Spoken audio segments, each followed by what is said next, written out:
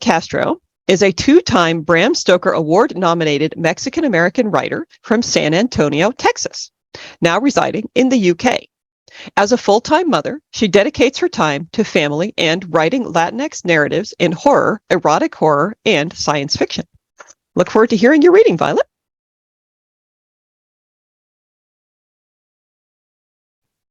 Hi, everyone. Sorry about that. I had to unmute.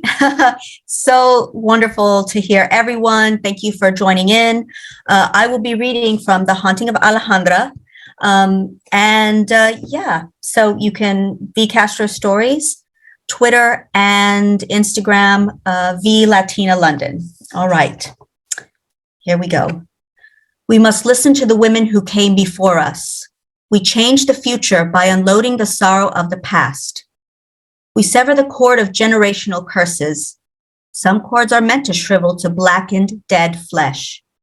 They are our blood, but we are not them. We do not have to accept it. None of it. Flor Castillo, Soldadera and Mother, 1919. Alejandra, Philadelphia, 2020.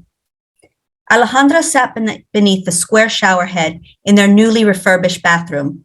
Her feet touched the glass and her head leaned against the tiled wall. The bathroom was the only place in the house where she could lock the door. She felt numb as she imagined her mind and body crumbling, her every cell fragile as limestone. The image came to her of a skull, like the ones from centuries ago at the bottom of cenotes in Mexico. For the last 4 years, she had been that skull. The doorknob jiggled. Mom, Mom, hurry up. A small voice called for her over and over. Just 5 minutes, just 1 minute. Please, just 1 second alone to breathe. She looked towards the door. Her body trembled with the overwhelming desire to shrink to the size of the blood clots trailing down her legs. Her period arrived like clockwork every month, the only thing she could predict after her tubal ligation. No more children. Never again. She already had 3 children. Each birth had left an open wound where each of those pieces of flesh had been hacked off from her. Since then, Alejandra's inner world had felt like the scary part of death. They say nothing exists after the brain short-circuits to darkness and the heart squeezes out its last bloody tears. And that was her. For years, she abandoned herself to be a willing sacrifice to please everyone around her, and now nothing existed within her anymore. Even her own hand was not a hand at all, but a blade she used to carve her heart for anyone who asked her for it. Beyond the beaded veil of water on glass, a white form appeared in front of the towel rack. Alejandra didn't have her glasses or contact lenses on. It was likely just steam. Or was it her towel? She could have sworn she'd hung it on the hook behind the door. She glanced in that direction. The towel was there. She turned back to the rack, her neck popping from the quick moment. The form lingered. From the center of the silhouette rasped a voice so minute it might have come from her own mind. You want to end it. Let me help you. Alejandra whispered back with a sensation of hot water burning her throat, choking her. No. The steam billowed with the water. It reminded her of the day she tried on wedding dresses. A loud bang on the door made her head jerk and legs tense as they folded into her body. Alejandra, it's dinner time. Are you coming down to cook? The kids are hungry. Her eyes broke from the amorphous figure in the door, then back in. The figure was gone. Give me a minute, she called out as best she could through her tearful confusion. All right, but you've already been there over 20 minutes. Matthew's voice brought her back to the present, the reality she wanted to escape from. His voice had a childish whine. His footsteps down the stairs could be heard through the door. She was relieved he would not be lingering in the hallway to question her further. She rose from the floor to rinse blood from her legs. Her duties waited, leaving her no time to wallow. Now all she could think about was hope her children would actually eat what she cooked. Or would it be another mealtime of watching them spit it out? Every time they did, a feeling of rejection burrowed into her like termites. Alejandra turned off the water, stepped out of the shower to dry herself quickly before they called to her again from outside the door. She couldn't stand to hear any of them say her name again. Her anger would flare up, aimed at herself for being weak.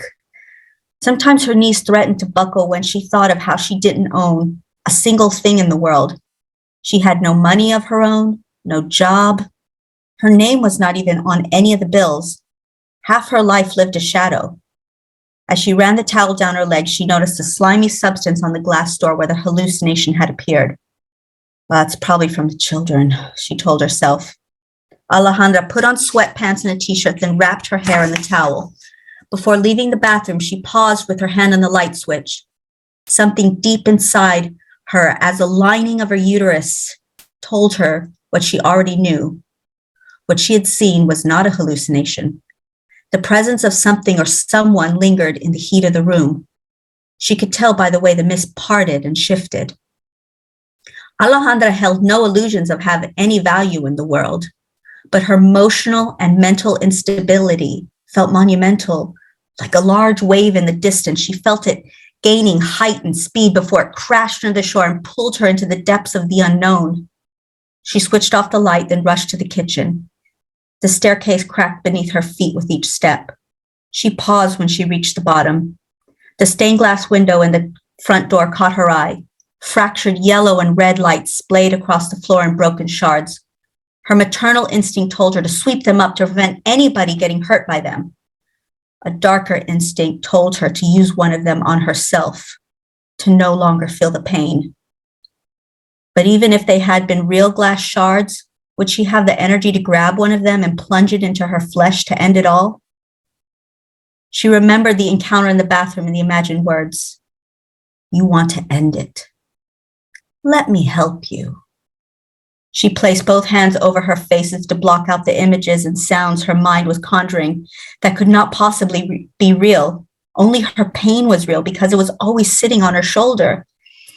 From the kitchen, the voices of the children bickering and Matthew telling them to stop broke her thoughts again. You're just adjusting to the new house. Get a grip, she told herself. 3 weeks ago, they'd moved from Texas to a quiet, leafy suburb of Philadelphia. Matthew had gotten a new job that offered a salary and bonus they couldn't turn down. And this large 6-bedroom house was one of the many luxuries afforded in this new position. She tried to overlook. She didn't much like the neighborhood, the school-run commute, or the repairs that would inevitably fall to her to oversee. But the move made sense for Matthew, and the space was more than what most people could hope for. Be grateful. Don't start, Alejandra, she told herself. It was meant to be a long-term putting down roots kind of home. So why didn't it feel like home? Thank you. Thank you so much for listening, and I hope you have an amazing Easter.